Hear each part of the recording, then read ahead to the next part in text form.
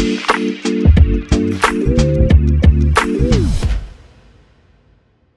right, hello, and welcome back to another episode of the Chase Thomas Podcast, where I'm still the aforementioned Chase Thomas, coming to you live from Knoxville, Tennessee, Everything School HQ, where I am joined by my good friend over there in Los Angeles, California, Mr. Evan Sowards. Evan, good evening, sir. How are you? I'm good. JP, does his internet suck, or is it just me? It's a little bit. It's a little laggy. I gotta say, we might be in some trouble there, Chase. Oh, are we laggy on your end? No, on your end, dog. Is it my end? Come on, man. I live in LA. You think my internet's making it like a bad? Country, like Tennessee is super country, so the internet. You got three squirrels in the back rubbing sticks together, trying to get some fire. I mean, like, they're using the TV wires to play a song. There we go. Man. Well, also here, returning for his second appearance on this very program, the fantastic NFL writer of SB Nation, Mr. JP Acosta. JP, good evening, sir. How are you? I'm doing great. I'm glad to be. This is the second time. I'm glad you guys liked me enough the first time to bring me back again. Oh, hell yeah. We got to do multiple times. Well, we got an all-time great reaction from you last time because we got the James Robinson news that broke in real time, and Evan just blowing you out of the water with that, and he's getting DMP CDs over here.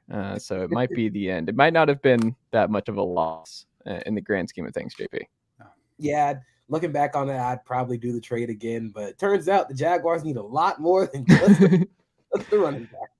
Do you know who else needs a lot more? It's just, there's just so much bad with our three teams. This was not the plan, is to just have a collection of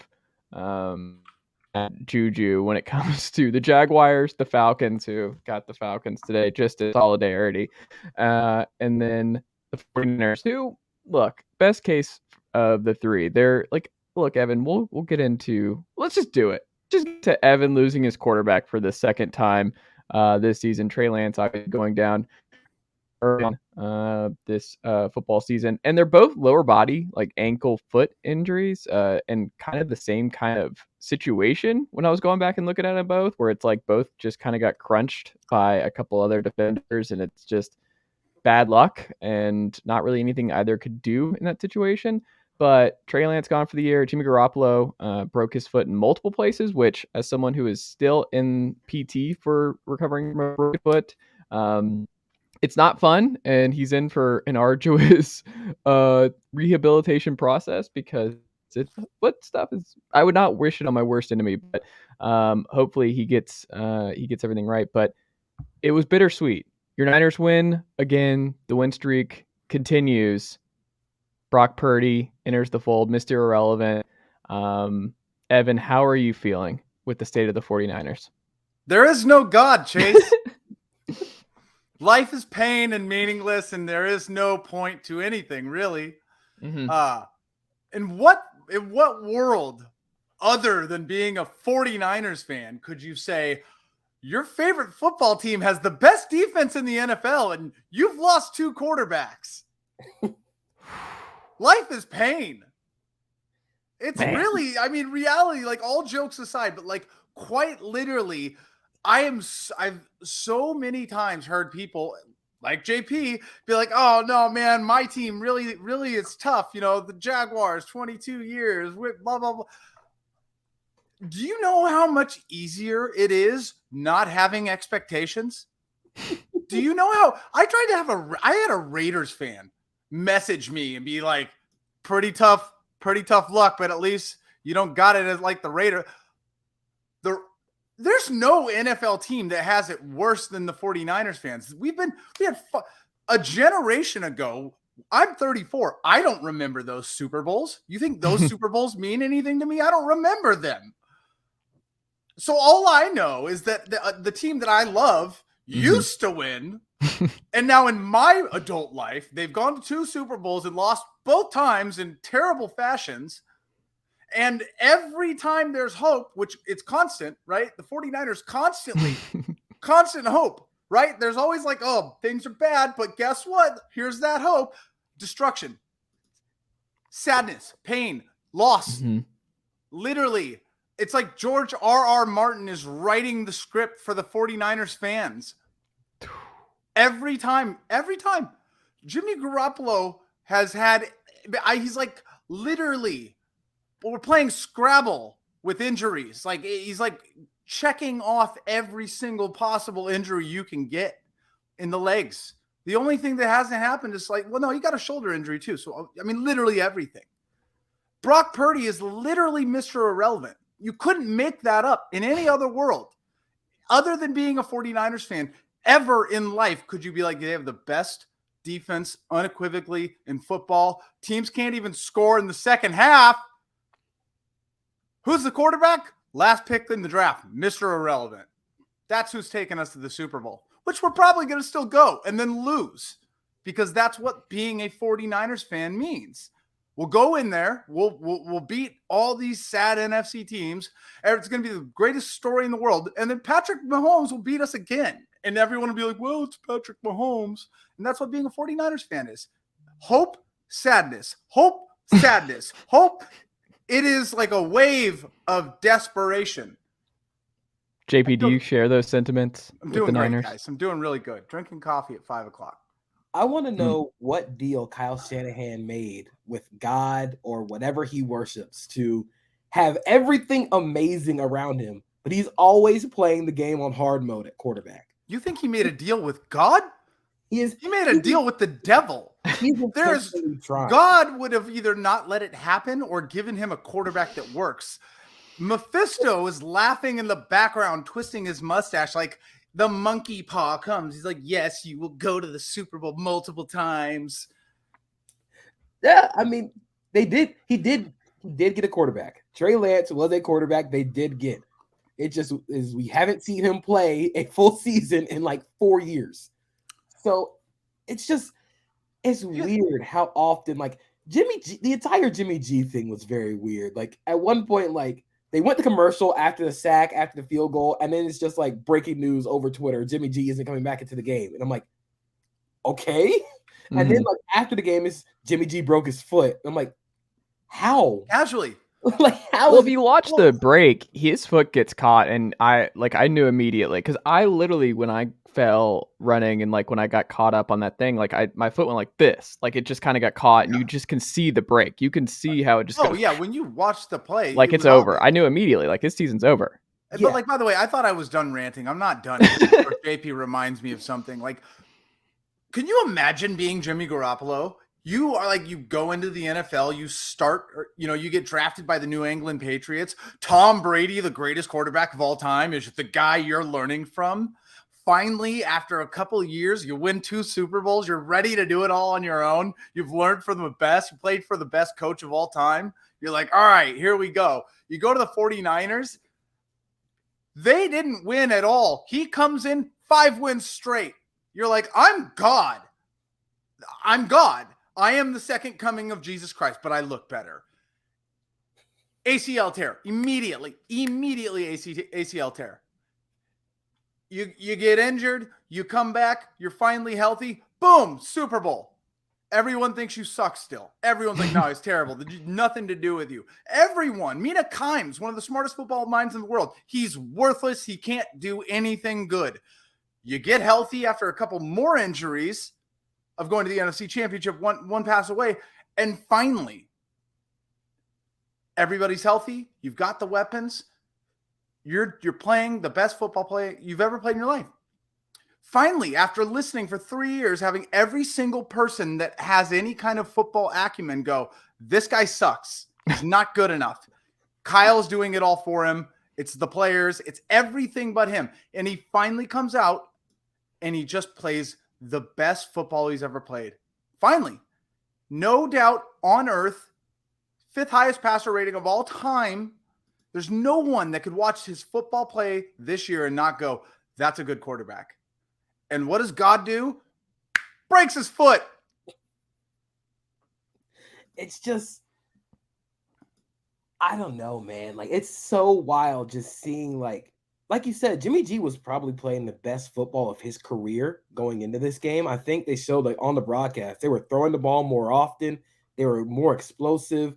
they were doing some really fun. They still do really fun stuff with Christian McCaffrey, Deebo Samuel, Brandon Ayuk, and George Kittle. Like they have these plays where they'll motion like Deebo Samuel into the backfield and they'll motion Christian McCaffrey from the backfield to the slot, and they'll run this like they run 4 guys to one side of the field, and Ayuk is coming across from the backside, and basically just creates an option play for the quarterback where you can throw it to Ayuk if they slide everybody, and if they don't, just throw it to Christian McCaffrey or Deebo Samuel. It's just now you have it with Brock Purdy now like throwing the ball, and sometimes like I watched Brock Purdy at Iowa State. Brock Purdy does some really cool stuff sometimes. The throw to George Kittle over the middle where he was getting blitzed, that was really cool. But sometimes Brock Purdy's going to do stupid shit. That is just Brock Purdy. Like he's going to, I think someone described it as like the deep route that Jimmy G threw to Christian McCaffrey. It was the same play Brock Purdy ran later in the game. Jimmy G got that, saw Christian McCaffrey on the linebacker. He's like, okay, this is an easy 30-yard gain. Brock Purdy sees it, is like, nope, I'm doing this on my own. I'm taking the game into my own hands. Scrambles out the pocket late. He finds Deebo late on this play. This is a bad throw by all means because he missed him earlier where he was wide ass open. He throws it to him late. It's still 10 yards because it's Deebo Samuel. But again, it's just that entire thing where it's like Brock Purdy sometimes is going to do something stupid. And I don't know how often like the Niners can, yeah. That's the face of a guy that doesn't care.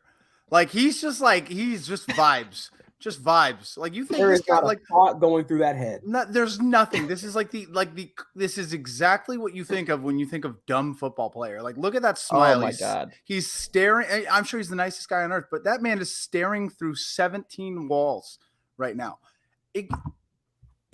I'm telling you, I promise he's going to have a great end of the season for Brock Purdy. He's going to, they're going to get the ball to the playmakers. Christian McCaffrey, just like he was with Jimmy, is going to be a fantastic safety valve. Like it's going to be great. And then it's going to end in a crashing, burning pile of gasoline lit flames that like, I'm waiting for literally the next version of The Dark Knight Rises where the stadium. Well, you've got Josh Johnson back on the practice squad, which is good. And you have Jacob Eason who's there. And we'll see what happens with Baker. And I have a Baker thing in a second. But I will say it's just the people who are like, and JP, you made a good point about this. It's just that like as someone who's watched a lot of Purdy back at Iowa State, and when he got benched in his final season at Iowa State, he freelances all the time. Like he is a gunner. And I think people are just like, they think game manager, anyone who's just drafted late and like unathletic white quarterback is game manager. And you're like, no, it's like Stetson Bennett, not a game manager. Brock Purdy, not a game manager. He is not someone that Kyle Shanahan is going to be comfortable with week in, week out, because he's not going to want to do the Kirk Cousins, Mac Jones type thing. He's going to run around and do the kind of stuff that you're talking about. Jimmy Garoppolo is the perfect Kyle Shanahan quarterback. That is not what Brock Purdy is at all. So when people are like, oh, maybe they'll sign Baker Mayfield, I'm like, Baker might be a worse version of Brock Purdy this year. Like the stats for Baker are so bad. They are so bad where he was 1-5 as a starter, obviously, but he had career lows all across the board this year. Like he's trending the wrong way. And I understand Carolina's terrible, but like a 16.8 total QBR is literally last in the league. Like he was awful. Like just objectively awful. So if you're hoping that Baker Mayfield is like the savior down the stretch here for San Francisco, I don't think that's the case. I also think Brock Purdy is going to like just cost San Francisco a game late. Like he's just going to do some really crazy stuff. And I imagine Kyle Shanahan tomorrow or just today, really in the next couple of days, it's just like Mac wouldn't have broken his ankle and foot. Kirk Cousins, is he still playing? That man never misses a single week of action. Like all I wanted was a quarterback who could stay healthy and play my system for a full season, and I would get y'all a Super Bowl. And it's just, it sucks because I think the Niners were positioned to be the best team in the NFC and be the favorites going into the playoffs. And now they still are. I don't think so with Purdy. I don't think Purdy can do it. Chase, who was the last team? Like, Chase, hold on, Jimmy, do you know this? Like, who was the last quarterback to make the Super Bowl as a rookie? Like, I don't even think the defense is literally making teams not score in the second half. Right. So No. You're not going to write that. They're not doing it with a rookie quarterback. Literally, statistically, one of the best defenses of all times. The Niners have had some of the best December defenses in the last 2 decades. Mm-hmm. They've had 3 of them. 2011, recently, this year. This might be the best defense of all of them. I'm not disagreeing with any of that. Rookie quarterbacks have a 35% win percentage in the playoffs. Let's think about this real quick. Let's name some backup quarterbacks that have won Super Bowls. Even if they make like the playoffs, they're probably going to win that division, so they'll get one of the wild card teams.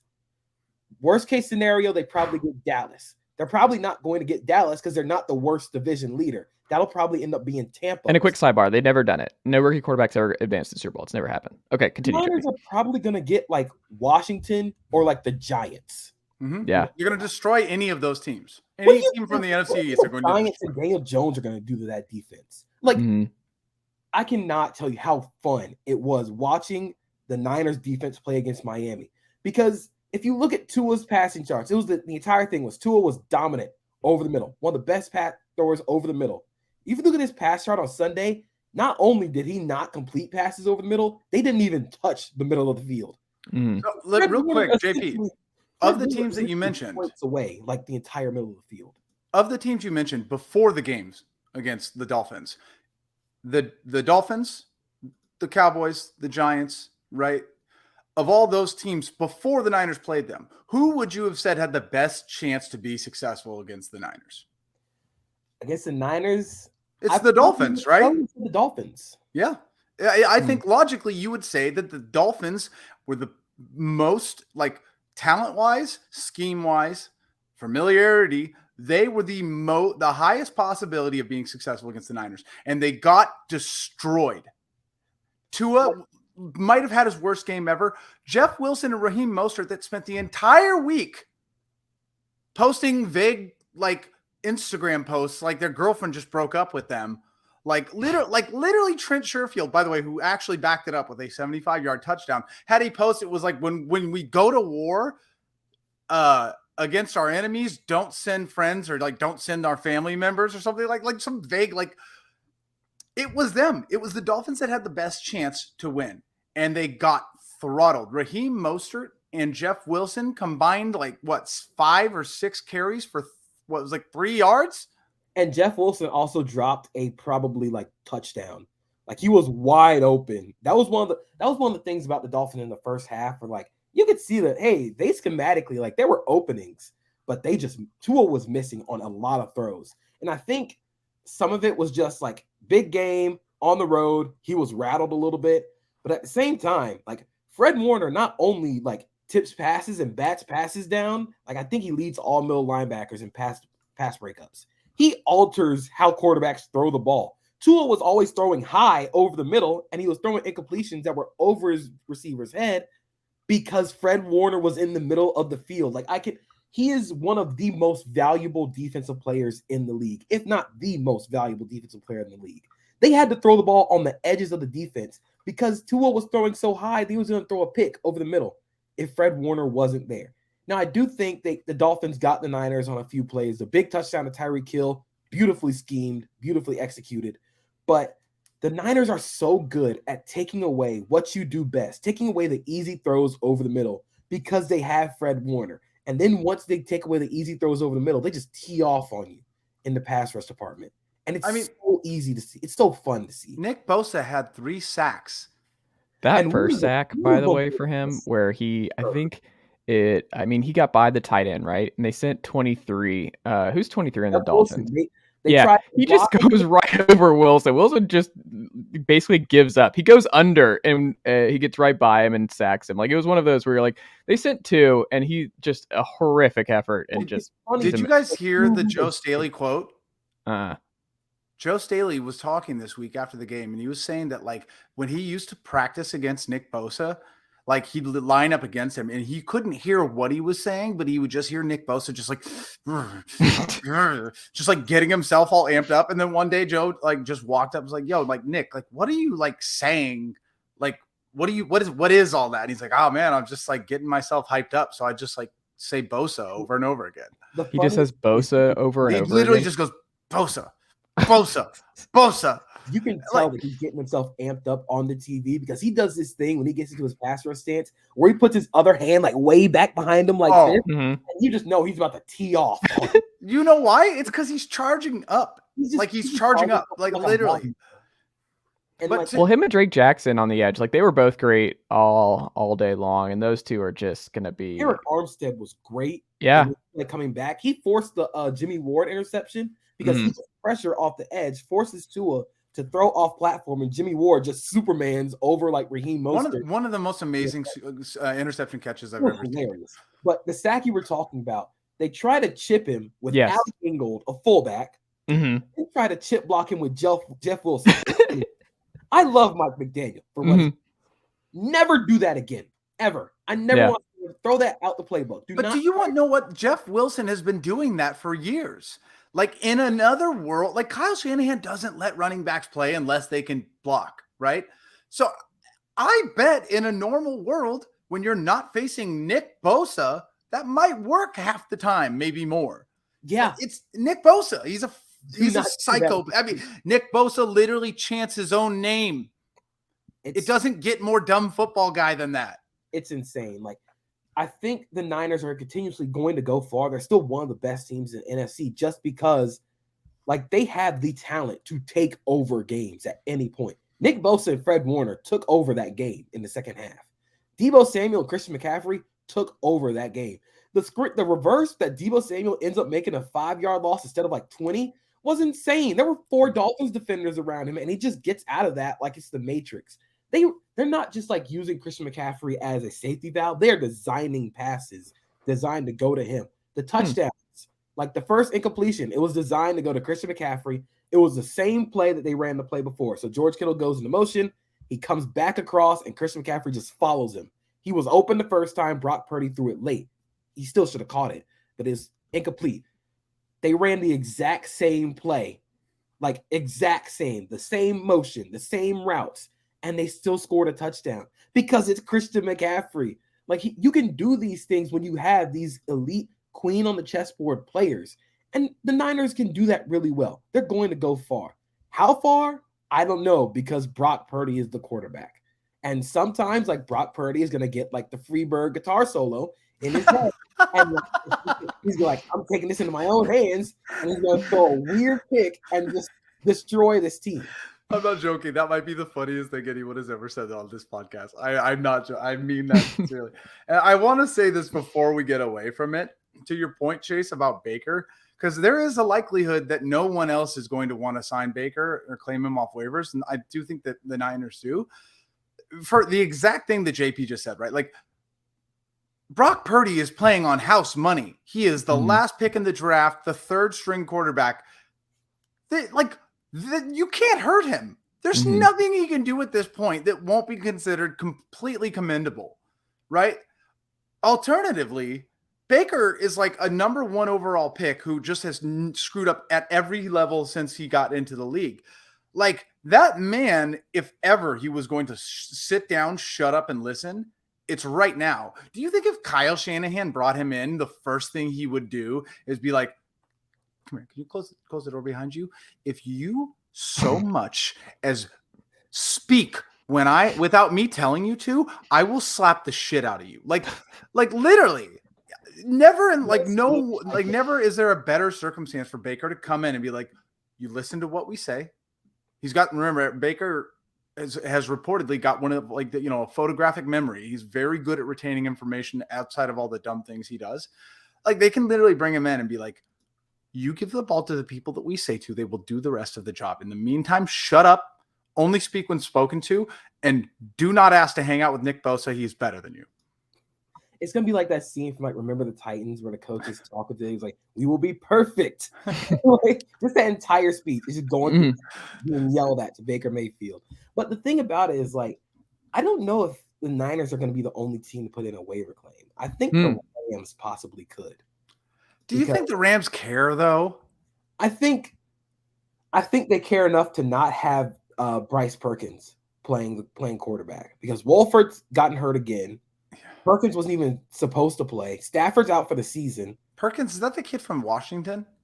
He's from Virginia, I think. Virginia, okay. He was great in the preseason, but I don't know if they're actually going to let him like play for real. But so, what is the value? Like, if you're the Rams, like at this point, you've been punched in the face by a giant man like 60 times. Like, why even put your hand up anymore? Like, you can't feel anything. There's nothing else. There's nothing left to defend. Just let it happen in the season. I mean, I'm not sure if they want to give up on this core with like probably the last year of Aaron Donald they're gonna get. Well, let's hold on because I have a Rams. The Rams. Well, let's just get into the Rams real quick. We're on the Rams. Let's hit this Rams thing because I said before the year I think Stafford. This is it for him. This was the last ride. His wife's talked publicly about stuff. He hasn't in a while. Then you hear the spinal issues that he's dealing with. He already had the elbow stuff that was a problem for him all offseason. Like the injuries are adding up. And the other thing too is just he's got his ring. Like the dude has got his ring. He has nothing else to prove. He's also can look at writing on the wall and be like, this is about to be a New Orleans Saints type situation very quickly. And I don't think people are ready for this, but I think Donald's gone after this year. I think Stafford's gone. I think Jalen Ramsey out. I think you already had Whitworth last year. I think Les Snead's probably out, where it's like, I'm not going to be here because his whole thing was just pick after pick and mortgage the future to win a title right now. He's not going to do a long-term rebuild. I don't think that makes a lot of sense to keep the same guy in who went all in to do the long-term rebuild because it's going to be painful and rough. And then Sean McVay, he's going to pull the Sean Payton where he's like, I don't want to tarnish my win-loss record over what this looks like over the next couple of years. Like, I think there's going to be a mass exodus with the Rams this summer, and I think they're in for a really, really rough next couple of years. I think they're going to be one of the worst teams in football for the foreseeable future. And I don't see there being a path out because, look, they got the ring. That's all that matters. Cooper Kupp out for the year. I don't see it. I think the Rams are getting ready for a terrible, terrible next 3 to 5 years. They're very obviously going to trade. So first and foremost, Sean McVay retires. He becomes an analyst. He doesn't care. Matt Stafford retires. Obviously, he's got a spine contusion, twist, whatever. Along with the concussions, and he's had several, and like that's a part of it. My point is he's gone. They're going to trade Cooper Kupp probably to the Patriots because there is no God. And then they will trade Jalen Ramsey, obviously, and because they have no choice. They have no picks. Yep. I think Sean McVay is also like very blatantly said in the offseason, like, once this core of players is done, I am also done. Yeah. It's hilarious how he was just like, yeah, once these guys leave, I'm done too. And we're all just like, yeah, that makes sense. Like Aaron Donald too. Yeah. Like Aaron Donald's probably going to retire at the end of this year. They had to coax him back into coming along for this season. Matt Stafford's gone after this year because you can't come back from a spinal contusion, man. Like, please go home and be a family man at that point. Cooper Kupp is probably still going to be around, but he's going to be on the contract until 2027. They're probably going to try and get some picks back for that. Jalen Ramsey's also under contract until 2027. I thought initially when their season started going like straight to hell, I was like, hey, maybe there's a chance they can come back from this. So hold on until everybody's contract expires. We might not get to that point. Like Matthew Stafford could realistically be done at the end of this year after all the hits he's taken throughout his career. Aaron Donald already said like he thought about retiring last year. He's probably going to retire this year. This is going to get real ugly real fast. Like Les Snead might be the one person that has to hold on to this because everybody else is going to be gone. And I don't think Les Snead is like the guy you want like orchestrating a rebuild because he's the one that puts you in this situation in the first place. Les Snead probably going to retire too. Like we'll just rejoin the Falcons. We hire all the ex-GMs in some kind of front office role. He'll be there, or maybe he joins the Jaguars. They were looking for a front office, some front office help last year. Trent Baalke, you don't get rid of. You can't just get rid of Trent Baalke. No, Trent Baalke was going to hire someone else. Remember that was like the whole thing that they were going to. I thought they did though. No, remember Tony Khan changed his mind, or not Tony Khan. Shad Khan changed his mind about it. Shad Khan wanted to hire another guy to work. Yes, Trent Baalke. and Trent Baalke somehow stiff-armed his way into being the only guy, like the only GM, like the only organizational guy in the front office. Like, I don't know how he does it. He's Littlefinger from Game of Thrones. How he continues to do this and maintains power. It's insane. It is insane. How he survived the Meyer thing. He was the GM for the worst team I've ever seen. And he's just still here somehow. And he's probably still going to be here next year because they're giving him time. They'll promote him. That's what happens. He's probably going to get like 10% stake in the team at this point. He's going to get the pool. He's going to get the pool at the stadium. It'll be named the Trent Baalke pool. The one thing I will say, though, is like, can you imagine being Aaron Donald if it is the way that we've kind of heard it and being like, guys, I won a Super Bowl. I'm the best player in the world unequivocally. Like, I don't really want to come back. I'm not really into that. And they're like, come on, guy. Come on. We got everybody. Let's do this one more time.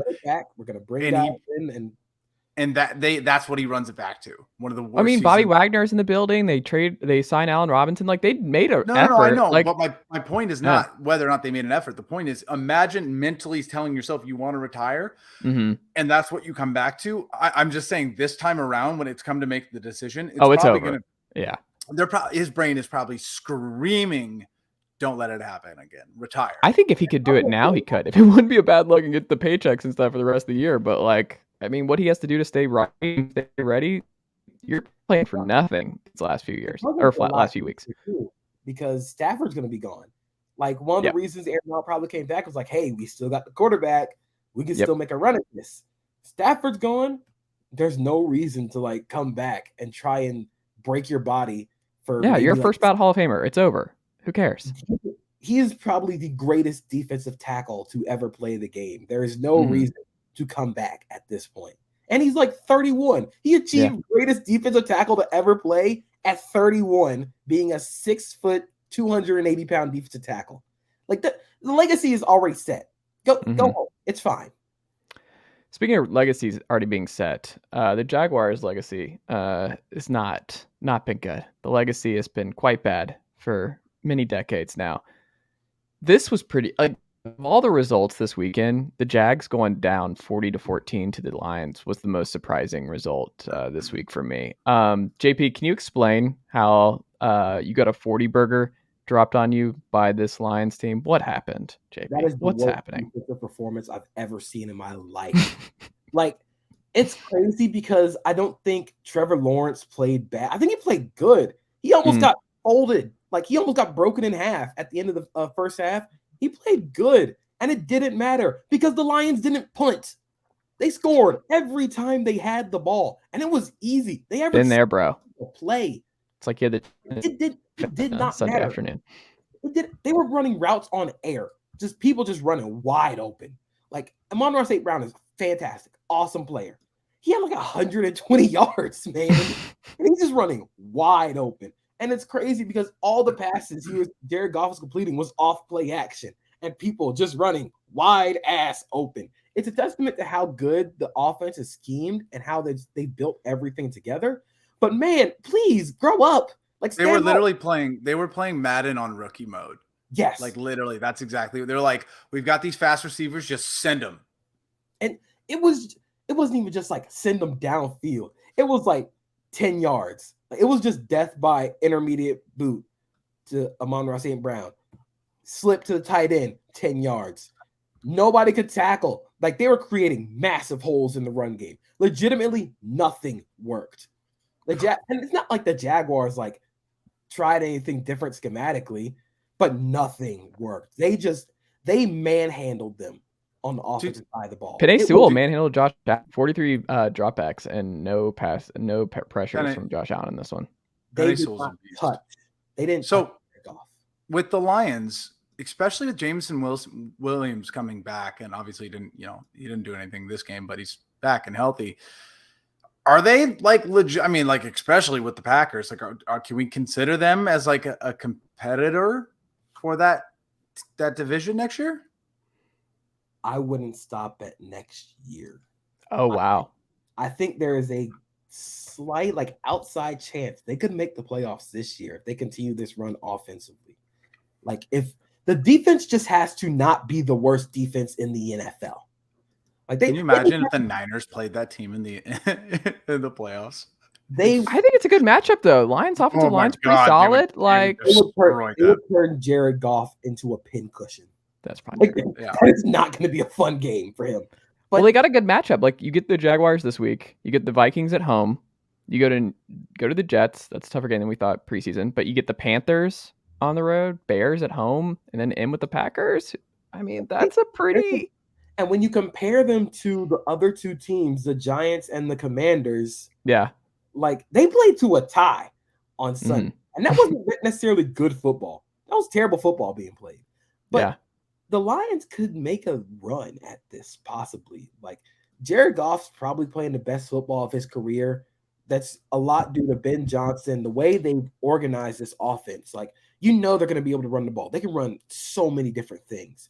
But how they sequence it with the passing game, with the play action game, where everything looks the same. And then you have your chess piece, Amon-Ra St. Brown. You can move him anywhere and create matchups for him. What they did to the Jaguars with Amon-Ra St. Brown was they lined him up in the slot, and the Jaguars would have a linebacker trying to run with him, and it's just not working. Like they're just Amon-Ra St. Brown was just open all the time. And when you have DJ Chark, who is your deep threat, and you're getting Jameson Williams back, who can be the same deep threat, that'll open up a lot of holes for Amon-Ra St. Brown on the inside. And then you have two good running backs who they sequence really well. I could see that offense like making a run, especially when you play the teams like they do on the back half of the season. Like this is not a tough schedule to finish out. They could make a run at this, especially with how the other teams in the NFC are playing. We'll see. You know who else might have to make a run, and still will have to make a run, is because the NFC South is so bad, and we'll see what happens tonight with the Bucs and the Saints. But the Falcons lost another just horrific game on Sunday, where they're in it until the very end.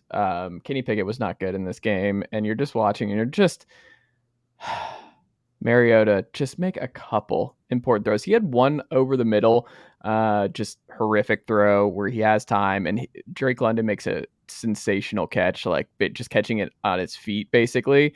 And you're like, can we just? What are we doing here? Like I've seen enough. I can't do this anymore. And then finally, after a home loss to the Steelers and this really bad Steelers team, Arthur Smith is like, everything's on the table. We've gotten to the everything's on the table point in the season. And it looks like it's going to be Ridder time after the bye this upcoming week, and I'm excited about that. But, man, this Falcon season is just – it's a lot like last year where they're in every game, it seems like, and they feel very 500. And, like, this is one of the worst, I think, rosters in football still. And they're still playing a little bit over their head. But I'm like, I hate that I'm invested week over week where I'm like, they can still host a playoff game. Like, they can still host a playoff game. And I blame the Bucs. I blame the Saints. I blame the Panthers for putting me through this week over week because I'm ready to emotionally check out because it's soul crushing week over week watching this team try and make a play down the stretch here because it's horrible. I feel really bad is like the Bucs might literally they could lose to the Saints tonight, and in my head they're going to lose to the Niners. It's like they'll have Tom Brady's going to die, but they could potentially lose 2 games, and then you'll just be sucked right back into it. Yeah. There's actually a funny stat I saw yesterday. So if the Saints beat the Bucs, there's still an opportunity for the Panthers to win this division. If the Panthers go undefeated, like if they go 5-0 to end the season, there's a chance that Steve Wilkes and PJ Walker are hosting a playoff game like against like whoever. The Cowboys, probably. They could be hosting the Cowboys in like in Carolina. Yeah. And it's just the funniest thing because like how? Like how? And the thing with the Falcons is like, what do they do well? Like they run the football well. They run the football well. But when you look at like who they have on offense, if you look at the pass catchers they have, this passing offense should be better than what it is to complement, especially with the openings they get in the run through the run game. It should be better than what it is, but it's just, and the defense is just horrendous. I I don't know what else to say about that defense, man. Like, there's Grady Jarrett and AJ Terrell, and then you just got a bunch of dudes running around like they're doing nothing. AJ Terrell's good. He's been banged up for most of this year. The linebackers, we still Troy Anderson looks like my pop in here too. I think he's a good pick.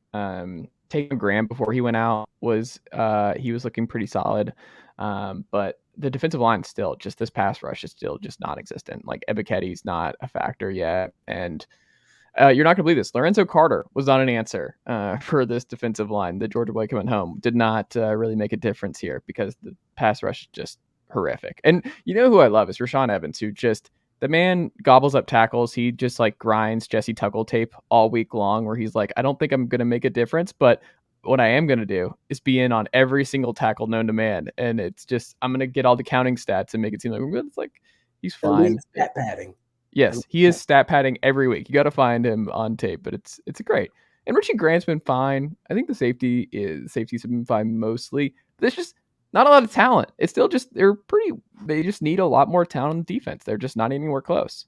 They need talent on defense, and I think like they should have done it like way before. They need to figure out what they have in Desmond Ridder because well, I think it's coming this week or next week after the bye. If you're going into the draft this year and you don't know what you have with Desmond Ridder, and you end up taking a quarterback because you don't know what you have, you might have just like sunk the entire team again because now the clock starts again for that quarterback. Mm-hmm. You don't know what you're going to have in Desmond Ridder. Maybe Desmond Ridder's good. Maybe he's not. But it feels a lot like where the Panthers were when they took J.C. Horn instead of Justin Fields.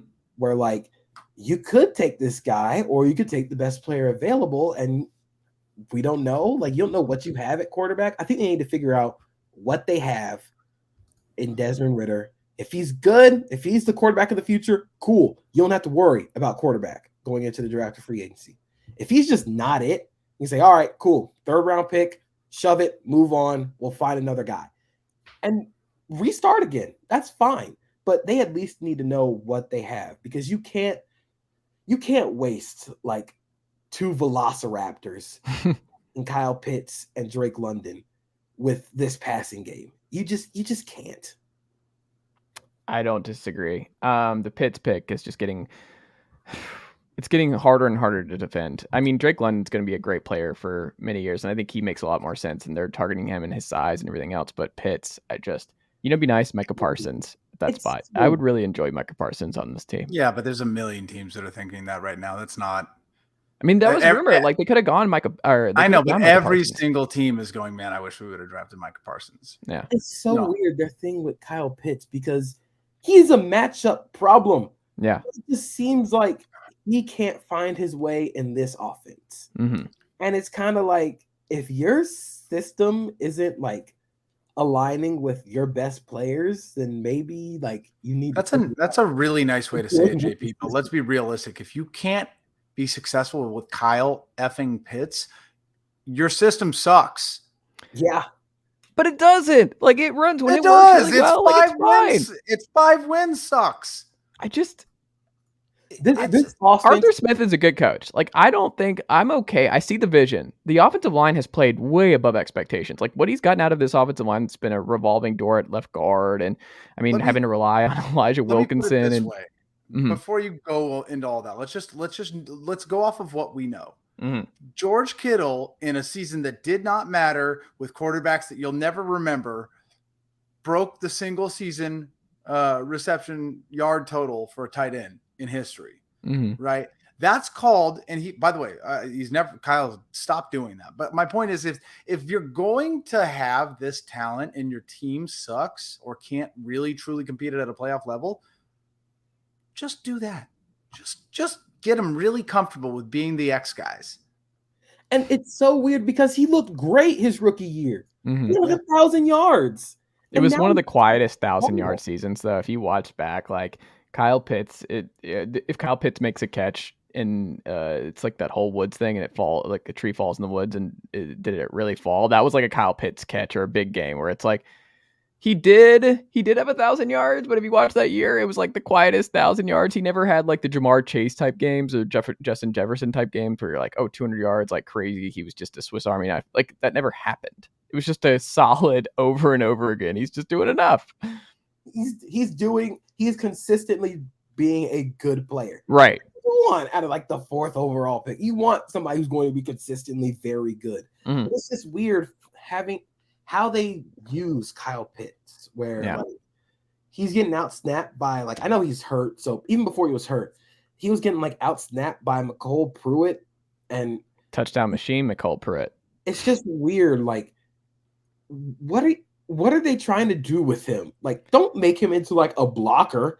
Well, see, that's the problem. He's good at it. Like when you look at the grades and look at him blocking, he's a great blocker. I think we talked about this where I'm like, the part of the problem with Kyle Pitts is he should have been mailing those in. Like when he showed that he could block, that was the worst thing he could do for this staff where they were like, oh, we can keep him in on blocking plays. Like he can block. We can use him as a decoy. We can use him as a actual blocker for our scheme because he's good at it. Like Kyle Pitts is a good blocker.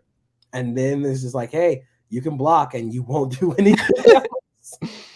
Yeah, he should have airmailed it. He should have been like the Dolphins on the right side when Nick Bosa was coming around the edge. But we'll see. I'm excited to see what Ridder does, and I don't know. We'll see what ultimately happens here. Evan, is Joe Burrow now the MVP favorite? No. Why?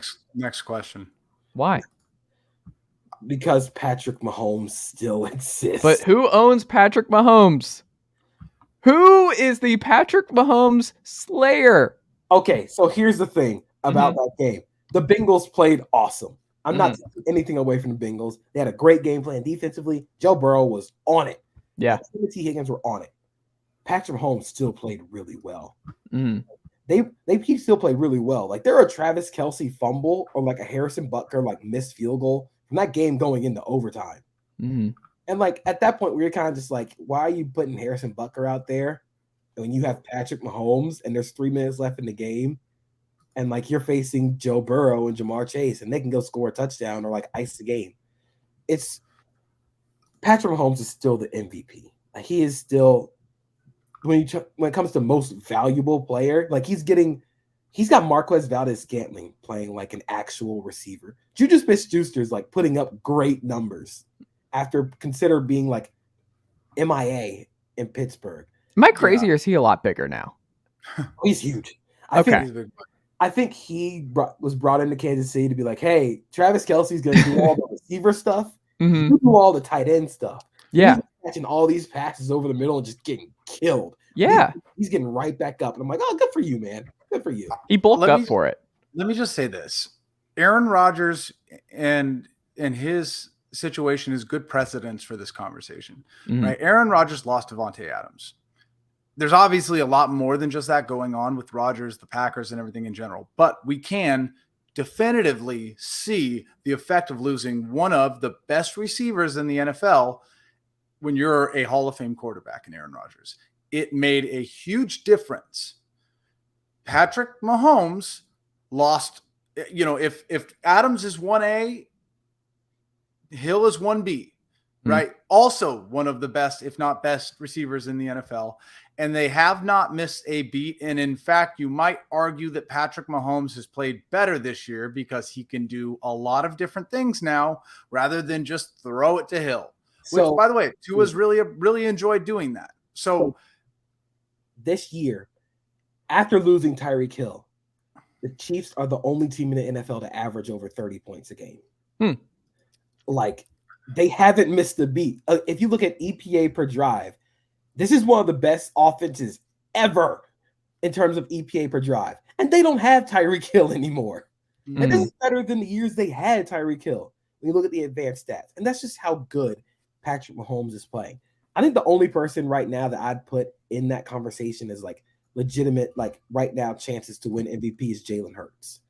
Because he is turned into a phenomenal passer. Like what they did to the Titans yesterday was not fair. Like it just wasn't fair to Tennessee. Tennessee is a really good defense. AJ Brown ran over Fulton and got hurt. He just like ran him over. You dunked on the entire secondary. It was like, it's like watching an NBA player like in high school where like, like this dude's going to play in the league and he's just like dunking on dudes and like nothing looks very difficult. That's AJ Brown. Like AJ Brown is essentially like Zion Williamson when he was in high school, where like you see the other kids and then you see him and it's like, oh, there's the NBA guy. Yeah. I think there was a stat that I put out like earlier today. So I think on targets 15 yards downfield, his EPA per target is almost 30 points higher than it was last year. So along with being the bully, like yards after the catch guy, he's now become one of the best downfield, like deep threats in the league. I think he's second behind Justin Jefferson in terms of targets on go routes and EPA per target on go routes. He's just become one of the 5 best receivers in the league. And Jalen Hurts is getting the ball to him like downfield, on time. He's playing really well within the offense, but also elevating it because of his ability to run the ball. They've essentially created a damned if you do, damned if you don't offense. If you want to load the box and be great against the run like the Titans were, Devontae Smith and AJ Brown. Devontae Smith, I think, quietly had 102 yards. He's a really, really good number 2. Like, it's just not fair when he's your number 2. I think he'd be a number 1 on most teams. Devontae Smith is having the Jalen Waddle season from last year, where you're like, you kind of look at it and you have to like double take the stats and you're like, wow, he's really having a good year. And it's crazy because now Jalen Waddle and Devontae Smith have both become number 2s on their team. And they're probably the 2 best number 2s in the league right now. Yeah. And they've created, like I said, an offense where if you decide to play against the pass and you want to take away all the explosives of AJ Brown and Devontae Smith, they have the best offensive line in football and a very mobile quarterback. They will punch you in the face in the run game. And it's really cool to see. So I think that's why it hurts though. Like, I think he's just a victim of the team being too good around him, where I think the case for him, they'll just be like, well, look you got AJ Brown and Devontae Smith. You have the best offensive line in football. You have this, you have that, where I think MVP, generally speaking, it's like the narrative matters so much. And the narrative around Hurts is going to be, he is doing a great job of doing exactly what he's expected to do, or with these kind of weapons and this kind of protection and this kind of run game, that like, it just doesn't feel like he's having to do more than necessary to win football games. Where like Joe Burrow's path to the MVP is that he didn't connect on a single deep ball yesterday against the Chiefs. Like, all last year was just deep balls, throw it up to Jamar Chase, and we'll see what happens. We'll take our chances. And so that's the one. Before you go on, I want to say that's my argument. Joe Burrow is having a good season. I think he's having a great year. I do too. But would you say he's having a better year than last year? Yes. Because he's having to do more. Like, he's having to, like, him reading the field and doing stuff in the intermediate far more than he ever did. Also, the offensive line was bad. He had to play without Jamar Chase. He had to learn how to be effective in the NFL without Jamar Chase. And I think that ultimately benefited him in a significant way, because he could, like, I saw with Hendon Hooker this year. Like, Hendon Hooker in game 2, he opens with Pitt, and he's just going to Cedric Tillman over and over and over again because he trusts this dude so much. He's a big-bodied receiver. He just can throw it up. Like, these quarterbacks love that safety net where it's like, if things break down, I have this guy out wide who is just going to be a mismatch every single time. When you take that away, it just forces them to scan the field in a different way. It forces them to have to do different things and trust different guys and play the game differently. And I think Burrow having to just look at his guys, didn't really get Hayden Hurst more involved and do the stuff, like do the checkdowns more often. Joe Mixon, who's been great this year. I think he's just evolved where now he can beat you over the top. He can beat you in the intermediate. He's cool, calm, collected. The offensive line's coming together. I don't know. I think the narrative for him and for Patrick Mahomes is just a lot neater than Hurts. That's just where I'm at. So you guys agree on the offense part for the Bengals. I think this offense, it might not be as explosive as it was last year, but this one feels more sustainable. Right.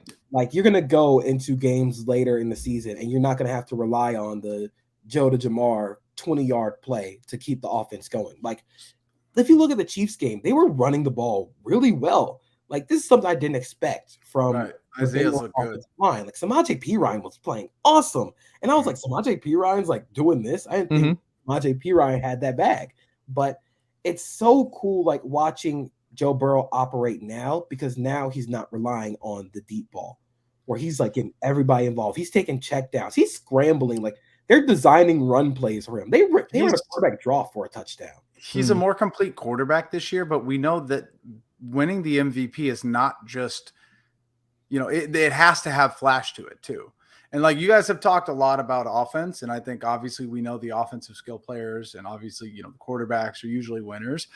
And I know I'm a big dumb idiot homer, but let's remember that, like you mentioned, Eric Armstead has been out for the majority of the season this year, right? And we've seen what Nick Bosa has done till now. Right now, Nick Bosa is in NFL ranks number 1 with 14.5 sacks, number 1 with 62 pressures, number 1 with 19 QB hits, and pass rush productivity is at 11.8, which is number 1. I want you guys to take a look at something real quick. Look at the last 5 games of the season that Nick Bosa will have. He's going to play the Buccaneers, who I don't know, I've got to check with my manager, but I think I'm playing left tackle for them next week, right? So there's no one left to protect Tom Brady, and he's going to play. They then play the Seahawks, which I think is probably going to be the one loss. Ross Cross has been good. Is possible, right? That's going to be their tough game. But after that, Commanders, Raiders, and Cardinals. Cardinals is the one that also too, just because of how mobile he is. But Nick Bosa is going to finish the season just as strong, if not stronger than he had. And there's no better defense in the NFL right now than the 49ers. Nick Bosa has been one of the most dominant football players, period. And I think that if he just had an actual ounce of personality, other than just Bosa, it would be more obvious. But he's so quiet, he's so humble, he's just boring other than what he does on the field. Nick Bosa is more of a MVP for me in the sense of what is a most valuable player than I would say even Patrick Mahomes, especially Jalen Hurts. So I'm going to make an argument for one more MVP candidate. Okay. Geno Smith is a very legit MVP contender this year. Oh, wow. I agree. By every metric in the NFL you want to look at, completion percentage, QBR, EPA, he is one of the 5 best quarterbacks in the league. Deep ball is dominating. And I think what's going to help him is the story. Trading away Russell Wilson. You thought the Seahawks were finished. Right? Look at how Russell Wilson looks with the Broncos and how Geno Smith looks now. Geno Smith looks like the better quarterback. And it was on perfect display against the Rams. They needed a come-from-behind win, game-winning drive. Geno Smith delivered on that entire drive. He threw a strike to DK Metcalf with Jalen Ramsey all over him. He was delivering I think there was a deep pass to DK where he just dropped it in a bucket. Yeah, and it was one of the best passes all year, maybe in the last 5 years. Geno Smith has a few of the best passes I've seen in the league this year. And just his ability, not only his confidence in the system, but kind of unleashing what talents we didn't think he had, especially throwing the ball down the field. He is a legit MVP candidate. And I think people should take. I just don't know if he's going to win enough games. You've got to win enough games to be in the MVP conversation. They're right to think of not only there are only 4 teams right now in the entire NFC that have more wins than the Seahawks. No, what I'm saying is look at where this season ends for them. Have you looked at the end of their schedule? So they've got the Panthers at home. The narrative for him that he'll need to win is Thursday night against the Niners. So a lot of people will be tuned in to see how he performs against the Niners on Thursday night. And then the following week, he gets the Chiefs in at Arrowhead. If he has a big game against Patrick Mahomes, that's how he gets in the MVP conversation. He has to outplay Patrick Mahomes. Well, he doesn't have to outplay Patrick Mahomes. Remember, the MVP is Joe Burrow is in the MVP conversation because he outplayed Patrick Mahomes. It's also a popularity contest, period. Right. And Joe Burrow had so much more swag last year than he does this year. Geno Smith, if it's even remotely close, will win it over Joe Burrow. There's no doubt about it in my mind. So I honestly think I would vote for Geno Smith as MVP over Joe Burrow because both are good answers at this point. Yeah, both are good. Oh, yeah, absolutely. But what Geno has done this year, like I said, I think right now he's 4th in EPA per play, and he is right behind Jalen Hurts, Tua, and Patrick Mahomes. He You didn't think Geno Smith, like if I told you this time, like last year, Geno Smith would be one of the 10 best quarterbacks in the league, you probably would have laughed me out of the room. But Yeah. he is. Can I give you what his pick? You know what he's going to win? Do you know what he's going to win? It's not MVP. He's winning comeback player of the year. That's what he's going to win. That is what Geno Smith is winning. Is not MVP, but comeback player of the year. The last 4 comeback players of the year: 2021, Joe Burrow; 2020, Alex Smith; 2019, Ryan Tannehill; and then before that, Andrew Luck in 2018. I just feel like this is a Geno Smith award this year. Do you know what Geno Smith has done that's the most impressive? He has taken a fan base that absolutely hates the Seahawks. And like me, like nobody hates the Seahawks more than me. Like nobody. I won't even go to a Seahawks game to watch the 49ers because I hate their fans that much. I love Geno. I want him to succeed. Like honestly, like the fact that he's a great story. Like he is a fantastic story. Because we didn't see any of this in New York. We didn't see any of this in either New York stops. Like he has improved so much that you're looking around, you're like, why did the Seahawks not make this change before? Like if this is what he had in the chamber, why do we go on for as long with Russell Wilson, especially with what we've seen from Russ? Geno Smith is going to ruin the NFL for at least 3 to 4 years because there's going to be teams that are going to go, we can get it. We can do what they did with Geno, and no one will ever recreate what they've been able to do with Geno. Like that'll never happen again. I'm pretty confident that like the disparity from how bad Geno was and like his like reputation to where he is now, that will never be recreated ever again. Like that's almost as impossible to recreate as like Tom Brady winning 7 Super Bowls. And I'll also offer this in terms of Geno's MVP candidacy. Right now, the Seahawks have a top 5 pick in the draft, and it's not their pick. It might be number 2. They might get the number 2 pick. I'm furious. I'm so mad. And it's not theirs because the Broncos traded it for Russell Wilson.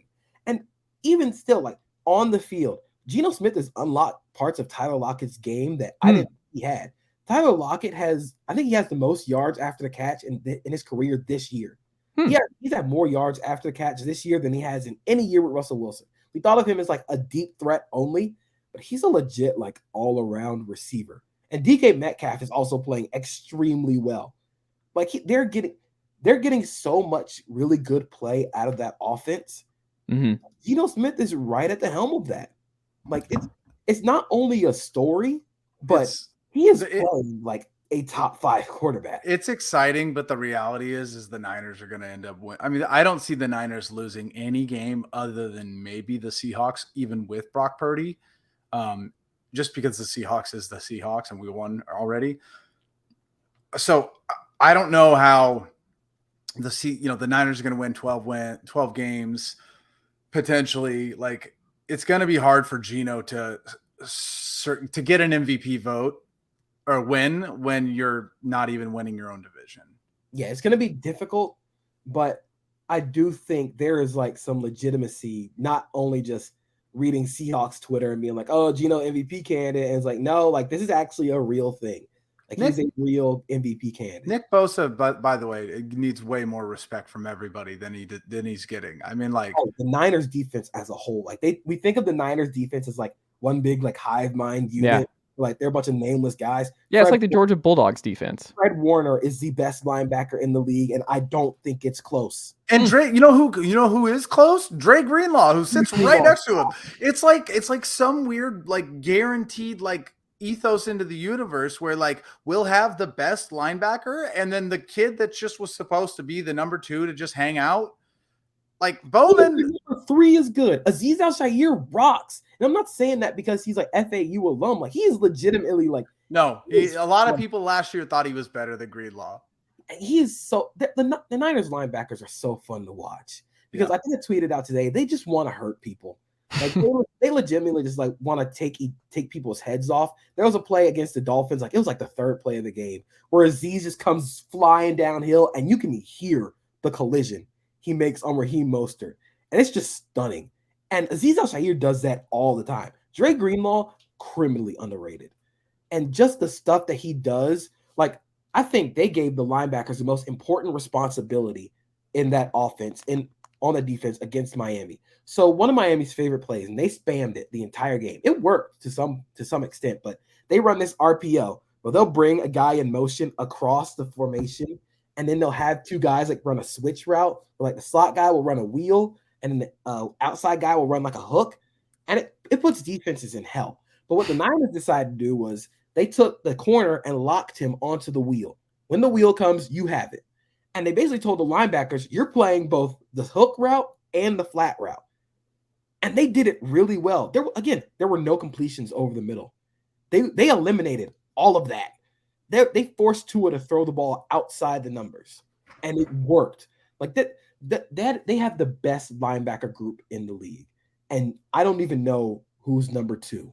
It's a Russian nesting doll of defense. Like literally, it's like the defensive line is so good that it makes the linebackers' job easier, and the linebackers are so good that it makes the safeties' jobs easier, and the corners' jobs easier. It's just like every single person is just doing their job at such a high level that every other person around them, it just compounds over and over and over again. And and the defensive line point is a really good one too, because I'm convinced they can get good defensive line play out of like 4 people in the stands and a traffic cone.